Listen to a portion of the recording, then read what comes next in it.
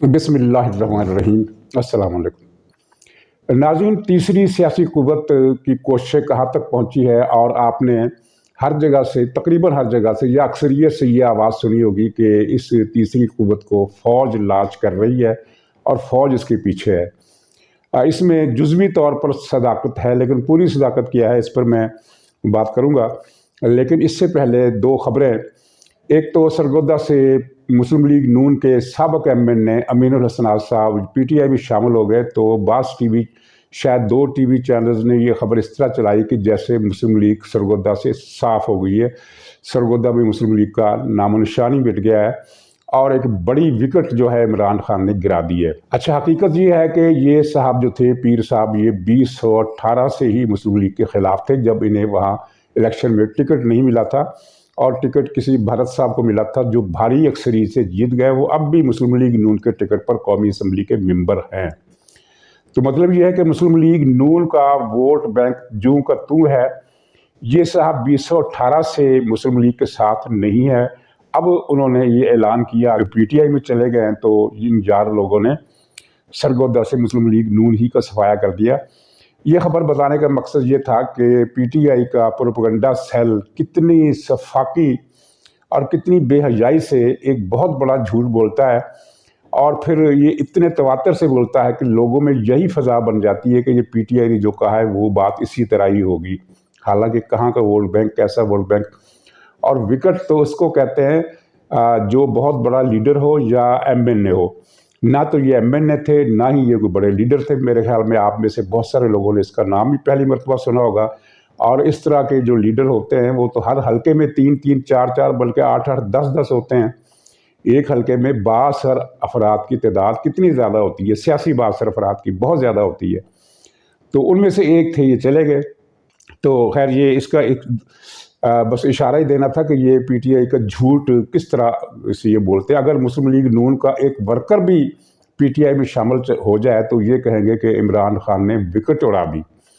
खैर, विकेटें उनकी अपनी उड़ रही हैं। उनके 3 MNAs ने अब तक ये लिखा है स्पीकर को कि हम इस्तीफ़ा नहीं देना चाहते। मतलब ये है कि वो 3 बागी हो गए हैं, तो विकेटें तो इनकी उड़ रही हैं। दूसरी खबर यह है कि वो भी आपने सुन ली, उस पर तबसरा करना मकसद है कि ये इमरान खान ने अदालत में ख्वाजा आसिफ वाले केस में तस्लीम किया कि उसने ज़कात फ़ंड से रकम चोरी की, और ये इल्ज़ाम सही साबित हो गया कि ये मौसूफ जो थे ज़कात की रकम भी चोरी करते हैं, सदक़ात की रकम भी चोरी करते हैं, खैरात की रकम भी चोरी करते हैं। किसी भी किस्म की रकम वो चोरी करना इनकी आदत है। चोरी किए बगैर ये रह ही नहीं सकते। केस ये था कि ख्वाजा आसिफ ने कई साल पहले एक तकरीर में अपनी कौमी असम्बली में ये कहा था कि इमरान खान ये शौकत खान मुस्तफा का फ़ंड खाता रहा है। तो इस पर इसने डेफेमेशन का केस कर दिया, और जब वो चलने लगा तो ये भाग निकला कि इसको मुलतवी कराता रहा, हाज़िरी से इस्तिस्ना की दरख्वास्तें देता रहा, कभी वकील इसका तैयार नहीं था। ज़ाहिर से पता था कि मैंने झूठा पड़ जाना है। तो कल अदालत में इसने वीडियो लिंक पर बयान दिया। ये भी एक मज़े की बात है कि इमरान खान को हर सहूलत मुयस्सर है। वो अदालत में ना आए तो उसकी अदम हाज़िरी माफ़ कर दी जाती है। वो वीडियो लिंक से बयान देना चाहे तो उसमें भी कोई इतराज़ नहीं होता। लाडला है अदलिया का। तो खैर, इसने वीडियो लिंक के ज़रिए बयान दिया, और वकील के एक सवाल पर इसने कहा कि हाँ, मैंने 30 लाख पाउंड की रकम जो थी वो एक प्रॉपर्टी के बिज़नेस में उसको इन्वेस्ट किया था। प्रॉपर्टी का बिज़नेस आप समझ रहे हैं ना कि ये PTI के 3.5 साल असल में प्रॉपर्टी माफिया का राज था, जिसमें हाउसिंग स्कीमें बेतहाशा बनाई गई और ज़मीनों पर कब्ज़े किए गए, सरकारी ज़मीनें कोड़ियों के भाव खरीदी गई, और ये पूरा माफिया था कराची से लेकर लाहौर तक फैला हुआ, जिसका जस्टिस गुलजार भी मेंबर था। और प्रॉपर्टी के बिज़नेस में वो फर्रा गोगी भी थी। तो यानी कि पूरा कल्ट जो था, ये शैतानी कल्ट, ये इसी किस्म के धंधों में मुलव्वस था। और इमरान खान बज़ाते खुद बनफ्से नफीस, बल्कि बनफ्से गैर नफीस इस धंधे में लिथड़ा हुआ था, जिसका इसने एतराफ़ किया। तो ख़बर तो आपने पढ़ ली, सब ने पढ़ ली, लेकिन ख़ुलासा ये है कि ये आदमी इतना बेईमान है कि अब ख़ुद अपनी बेईमानी का, अपनी करप्शन का अपने मुंह से एतराफ़ कर रहा है। उसे यकीन है कि कोई अदालत इसे सज़ा नहीं सुना सकती, और इस यकीन की वजूहात आप भी जानते हैं, मैं भी जानता हूँ, सब दुनिया जानती है। یہ دو خبریں تھیں، ان پر تبصرہ تھا۔ تو تیسری پارٹی بلا شبہ بن رہی ہے، تیسری قوت بالکل بن رہی ہے، اور اس کا یہ امکان بھی موجود ہے کہ وہ نئے انتخابات میں وہ جب بھی ہوئے کوئی نہ کوئی پوزیشن بنا پائے گی، اور اس وقت اس کے پیچھے فوج نہیں ہے۔ یہ میں آپ کو بالکل غیر مبہم طریقے سے بتا رہا ہوں، واضح طور پر بتا رہا ہوں کہ فوج اس وقت کسی بھی سیاسی پارٹی کی توڑ پھوڑ یا اس کی تشکیل نو یا کسی نئی سیاسی پارٹی بنانے کے پیچھے نہیں ہے۔ کل فوج اپنی پالیسی بدل لے تو اور بات ہے، لیکن اس وقت تک نہیں ہے۔ لیکن جزوی صداقت میں نے کہا تھا کہ اس میں ہے، تو وہ یہ ہے کہ ناظرین قصہ یہ ہے کہ 2020 کے شروع میں اس پارٹی کے قیام کی کوششیں فوج نے ہی شروع کی تھی، باجوہ نے اور فیض نے مل کر، اور ان کے ساتھ اور لوگ بھی تھے۔ وجہ کیا تھی؟ وجہ یہ تھی کہ یہ وہ دور تھا جب عمران خان کی مقبولیت زیرو پر تھی اور نواز شریف کی مقبولیت عروج پر تھی، اور فوج پر دباؤ بڑھ رہا تھا ہر طرف سے، اندر سے بھی، کہ یہ جو تجربہ کیا عمران خان کا اس نے تو برباد کر دیا ہے۔ لیکن اس وقت کی عسکری قیادت جو تھی وہ اس سے جان چھڑانے کے لیے تیار تھی، لیکن وہ یہ بھی نہیں چاہتی تھی کہ نواز شریف واپس آئیں، جیسا کہ ہمیں اب بھی اندازہ ہو رہا ہے کہ اب بھی تک طاقتور حلقوں کی طرف سے نواز شریف کی واپسی کی راہ ہموار کرنے میں رکاوٹیں کھڑی کی جا رہی ہیں، کچھ کسی نہ کسی حلقوں کی طرف، کسی نہ کسی جگہ سے۔ تو یہ پھر حل سوچا گیا کہ ایک نئی پارٹی کو لانچ کیا جائے، عمران خان کی پارٹی کو ڈمپ کیا جائے، اور پھر الیکشن کرایا جائے، تاکہ مسلم لیگ نون اتنی یا تو الیکشن میں میجارٹی لے ہی نہ سکے، اور اگر لے تو وہ سمپل میجارٹی ہو، 50% سے زیادہ کی اتنی میجارٹی نہ ہو کہ وہ کسی اتحادی جماعت کے بغیر حکومت بنا سکے۔ یہ اس وقت طے تھا، اور چنانچہ اس کے لیے سرگرم کوششیں کی گئی۔ جو اس وقت موجودہ کھلاڑی نظر آ رہے ہیں ان میں چودھری سرور ہیں، علیم خان ہیں، جہانگیر ترین ہے، جنوبی پنجاب کے اور لوگ ہیں، اور بہت سارے لوگ ایسے ہیں جن کے نام آپ سن کر حیران ہو جائیں گے جب وہ منظر عام پر آئیں گے۔ ان میں پی ٹی آئی کے لوگ بھی ہیں، ان میں مسلم لیگ نون کے بھی کچھ لوگ ہیں، ان میں پیپلز پارٹی کا بھی اکا دکا آدمی ہو سکتا ہے، اور کچھ ایسے لوگ جو آزاد امیدوار ہیں جن کا کچھ مذہبی انتہا پسند فرقہ پرست جماعتوں سے تعلق ہے، کچھ وہ لوگ بھی شامل ہیں۔ تو ان لوگوں کو لانچ کرنے کی کوشش کی گئی، پھر کچھ عرصے کے بعد اس منصوبے کو ڈراپ کر دیا گیا، لیکن ڈراپ کرنے کے 1-1.5 مہینے کے بعد دوبارہ شروع کیا گیا، اور کوششیں کافی کامیابی کی طرف جا رہی تھی کہ اچانک حالات بدلے، فوج کے اندر سے کوئی پیغامات کا تبادلہ آپس میں ہوا، اور یوں محسوس ہوا کہ فوج کے اندر سے کوئی دباؤ بڑھ رہا ہے کہ ہمیں سیاست سے پیچھے ہٹ جانا چاہیے۔ چنانچہ پھر باجوہ اور فیض نے متبادل گیم کھیل لی۔ متبادل گیم کے نتیجے میں پہلے تو باجوہ نے فیض کو ISI کی کمان سے ہٹوایا، اور اس کے بعد پھر ایک نئی گیم چلی جس میں فوج بالکل پیچھے ہو گئی، لیکن باجوہ اپنی گیم کرتا رہا۔ وہ پرویز الہی کو اپنا اس نے مہرہ بنایا، اور یہ سارا قصہ جو پھر اپریل میں عمران خان کا یہ اقتدار ختم ہو گیا، تو اس کے بعد پرویز الہی کو باجوہ نے گود میں لے لیا، اور ضمنی الیکشن بھی جتوائے عمران خان کو، وہی ضمنی الیکشن جن کا یہ اب تک ڈھنڈورا پیٹتے رہے کہ دیکھو عمران خان کی مقبولیت کوئی میچ نہیں کر سکتا، حالانکہ میچ کرنے والی بات ہی کوئی نہیں تھی، اور پھر کراچی میں اس کا بھی پول کھل گیا۔ تو یہ خیر باجوہ وغیرہ کرتے رہے، لیکن فوج پھر وہ پروجیکٹ جو تھا ایک مرتبہ شروع کیا، پھر اس کو ملتوی کیا، پھر دوبارہ شروع کیا، پھر وہ ختم ہو گیا۔ اب فوج کی حد تک وہ پروجیکٹ ہو گیا ختم۔ فوج ماضی میں بھی یہ کرتی رہی ہے، کبھی کاف لیگ بنائی، کبھی کنونشن لیگ بنائی، یعنی وہ کاف چھوٹے والا اور بڑے والا، کاف لیگ اور قاف لیگ، اس طرح کی جماعتیں بنائی، GDA بنایا، TTP بنائی، MQM بنائی، اور پتہ نہیں لشکر کے نام سے کتنے ہی لشکر کھڑے کیے، یہ لشکر جھنگوی ہے، یہ لشکر فلانا ہے، یہ لشکر محمد ہے، یہ تحریک شیعہ ہے، یہ تحریک سنی ہے۔ یہ سارے پروجیکٹ انہی کے لانچ کیے ہوئے تھے، آپ کے علم میں ہے، اور کبھی راول بار جیسے کو لانچ کیا جاتا، کبھی یہ سارے سلسلہ چلتا رہا۔ اب وہ سارے سلسلے یا تو ختم ہو گئے ہیں، یا معطل ہو گئے ہیں، یا ان پر سرمایہ کاری کی رفتار کم ہو گئی ہے، کیونکہ ظاہر ہے جو چیزیں پائپ لائن میں تھی وہ ابھی تک چل رہی ہیں۔ تو ناظرین یہ تو اس کہانی کا ایک حصہ ہے۔ دوسرا حصہ یہ ہے کہ یہ پارٹی الیکشن کی فضا بنتے ہی، چاہے اس سال چاہے اگلے سال، کیونکہ یہ اس سال اور اگلے سال کی بات میں اس لیے کر رہا ہوں کہ اگرچہ جو باخبر ذرائع ہیں اسلام آباد کے ان کی اکثریت اس دعوے پر قائم ہے کہ الیکشن 1 سال کے لیے ملتوی ہو جائیں گے، لیکن میں جو ماضی کا تجربہ ہے اس کی روشنی میں اس طرح کا دعویٰ کرنے سے اس لیے گریز کر رہا ہوں کہ یہاں صورتحال بدل بھی جاتی ہے، 1 مہینے کے اندر بدل جاتی ہے، کبھی سال کے اندر بدل جاتی ہے، کبھی تو چند دنوں کے اندر بدل جاتی ہے۔ تو بہرحال جب بھی یہ الیکشن کی فضا بنے گی تو یہ پارٹی ایک دم سامنے آئے گی، اور اس وقت آپ لوگوں کو حیرت ہوگی کہ اس میں سب سے زیادہ لوگ جو ہیں وہ پی ٹی آئی سے ٹوٹ کر آئیں گے۔ ان سے کیونکہ ابتدائی بات چیت ساری مکمل ہو گئی ہے اور ان سے یہ کہہ دیا گیا ہے کہ آپ نے بس انتظار کرنا ہے، اور یہ پارٹی کے جو اس وقت لوگ جو پارٹی بنا رہے ہیں ان کی میں بات کر رہا ہوں، ان کی طرف سے یہ کہہ دیا گیا۔ اچھا، اب اس میں فوج کا کیا کردار ہوگا؟ بظاہر فوج لا تعلق ہے اور اس کی تصدیق بھی ہو چکی ہے کہ وہ لا تعلق ہے، لیکن ہو سکتا ہے کہ اس کی ہمدردی اس نئی پارٹی کے ساتھ ہو، کیونکہ مسلم لیگ نون کے بارے میں فوج کے اندر بھی، اسٹیبلشمنٹ کے اندر بھی ایک کیلکولیشن ہے، اور وہ یہ ہے کہ مسلم لیگ نون اب بہت کمزور ہو چکی ہے، اس کی مقبولیت بھی کم ہو گئی ہے اور اس کی تنظیم بھی کوئی نہیں ہے، اور یہ واحد پارٹی ہے، سیاسی پارٹی دنیا کی تاریخ میں کہ جس کی کوئی قیادت ہی موجود نہیں ہے۔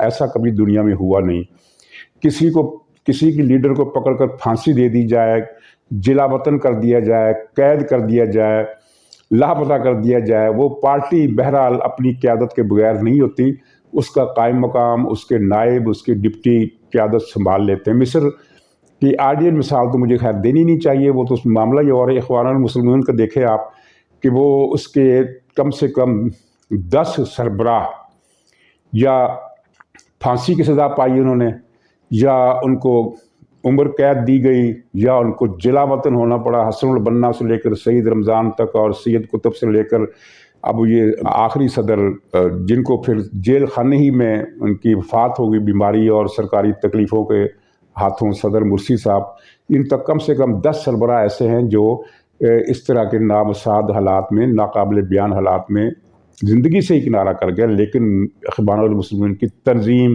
ایک لمحے کے لیے بھی بے قیادت نہیں رہی۔ یہی حال پیپلز پارٹی کا بھی تھا، بھٹو صاحب کو پھانسی ہو گئی، بے نظیر کو جلا وطن کر دیا گیا، پہلے قید میں رکھا گیا، لیکن امین فہیم کبھی جتوئی کبھی کوئی، پیپلز پارٹی قیادت کے بغیر نہیں رہی۔ مسلم لیگ اس وقت قیادت کے بغیر ہے۔ اب ٹھیک ہے وہ 29 کو مریم صاحب آ رہی ہیں، لیکن آپ اندازہ کریں کہ ان کے راستے میں کتنی مشکلات ہوں گی۔ مسلم لیگ کے اندر اس وقت دھڑے ہیں، کئی دھڑے مریم کی نظام سنبھالتے ہی پارٹی کو چھوڑ سکتے ہیں، ایسی اطلاعات آ رہی ہیں۔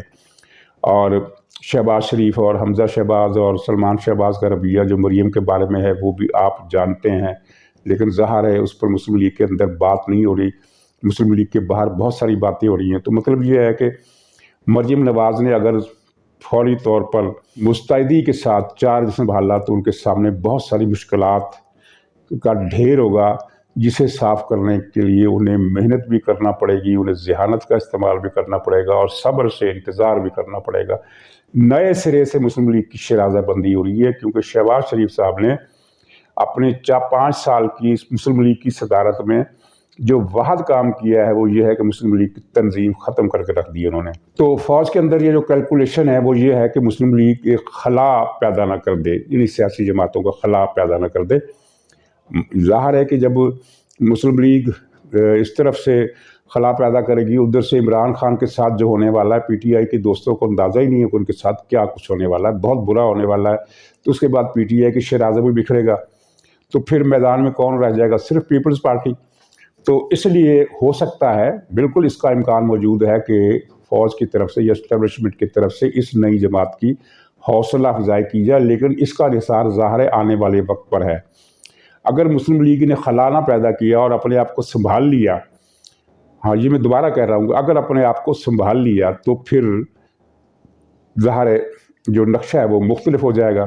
لیکن اگر یہ اس طرح ہوا تو اس کے لیے پیش بندی کے طور پر ممکن ہے کہ ان کی طرف سے اس نئی جماعت کی حوصلہ افزائی کی جائے، اور اس کی وجوہات یہ بھی ہیں کہ ان نئی پارٹی کے جو کرتا دھرتا ہے 3 4 5 افراد، ان کے اسٹیبلشمنٹ کے اندر بہت اچھے تعلقات ہیں اور گہری جڑیں بھی ہیں، چنانچہ یہ کوئی بات تعجب کی نہیں ہوگی اگر ان کی بھی سپورٹ کی جائے۔ تو نئے نقشے میں ظاہر ہے کہ خلا یہ تو نہیں ہو سکتا ہے کہ ایک ہی پارٹی میدان میں ہو، باقی 10 پارٹی جو ہے وہ چھوٹی چھوٹی.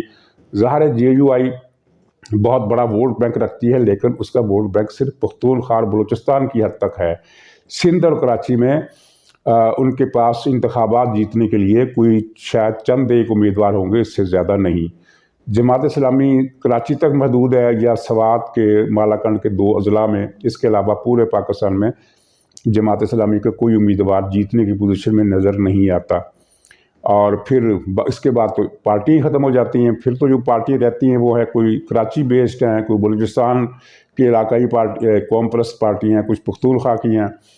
تو قومی سطح پر پیپلز پارٹی کے علاوہ کوئی پارٹی ہمیں نظر نہیں آتی. تو یہ اس نقشے میں جو بھی صورت ہو، تیسری پارٹی نے ظاہر ہونا ہے، چاہے مسلم لیگ خلا پیدا کرے چاہے نہ کرے. اس نے بہرحال 1 سال یا 6 مہینے کے اندر اپنی جگہ بنانی ہے، اور وہ جگہ بنا لے گی. پنجاب کا کلچر رہا ہے، یہاں ریپبلکن پارٹی بنی تھی اور راتوں رات پاکستان کی سب سے بڑی پارٹی بن گئی تھی، اور جب وہ ختم ہوئی تھی تو اگلے دن کسی کو پتہ ہی نہیں تھا کہ اس نام کی بھی کوئی پارٹی ہوتی تھی، جس کے ڈاکٹر خان ویسٹ پاکستان کے چیف منسٹر بھی بنے تھے. اس وقت ایک صوبہ تھا. خیر یہ الگ کہانی ہے، لیکن یہ چیزیں پاکستان میں ہوتی رہی ہیں کہ عوامی پالیٹکس اور اسٹیبلشمنٹ کی پالیٹکس دونوں چلتے رہی ہیں. آپ دیکھیں مشرف کے زمانے میں قاف لیگ نے اکثریت حاصل کر لی تھی. 1 ووٹ کی کمی تھی قاف لیگ کے پاس. 1 ووٹ جب مل گیا اسے تو وہ پھر قاف لیگ جو تھی اس کی حکومت بن گئی.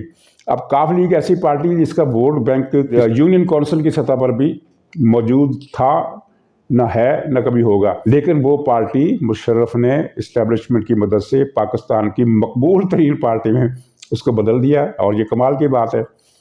تو یہ چیزیں ہیں. اچھا ناظرین، اب اس وقت مختصر طور پر PTI کے اندر کیا چل رہا ہے. پرویز الہی سے عمران خان اتنا تنگ ہے کہ اس نے اپنے ساتھیوں سے کہا ہے کہ کوئی ایسا بندوبست کرو کہ اس سے میری جان چھوٹ جائے. اس نے گالی دے کر کہا کہ اس سے میری جان چھوٹ جائے، یہ اب نزدیک نہ آئے میرے پاس. میں اپنے منہ سے تو یہ چیزیں نہیں کر سکتا، لیکن کوئی ایسے حالات پیدا کرو کہ یہ دفع ہو جائے. اس کے لیے الفاظ اس نے استعمال کیے کہ دفع ہو جائے، گالی الگ دی. اور اس غصے کی وجہ ایک یہ بھی تھی کہ پرویز الہی نے جو ریمارکس دیے عمران خان کے بارے میں چند روز پہلے، وہ عمران خان تک پہنچ گیا. اور ظاہر ہے اس میں کوئی اچنبھے کی بات نہیں ہے.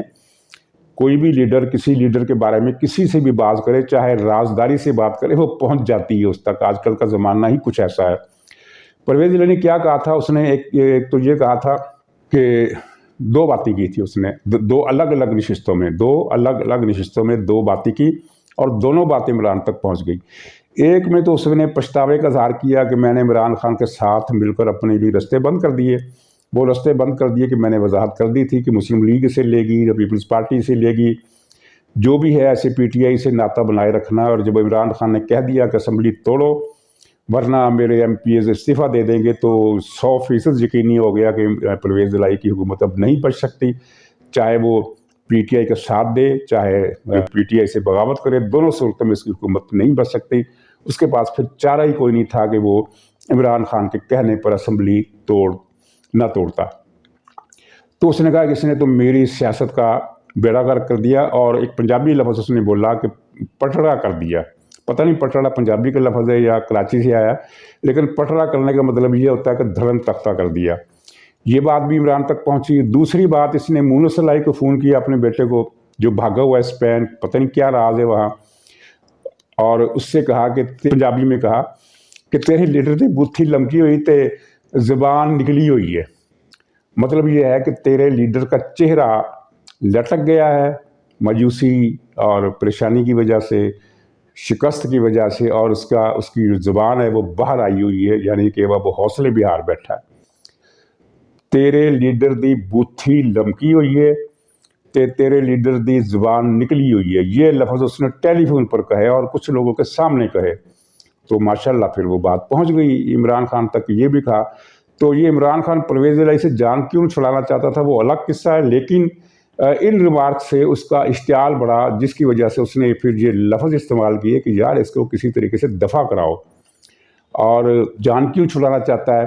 اس نے پرویز الہی نے ایک جھوٹا بیان دیا تھا کہ عمران خان نے مجھے پارٹی کی چیئرمین شپ پنجاب کی یا وفاق کی پیشکش کی ہے.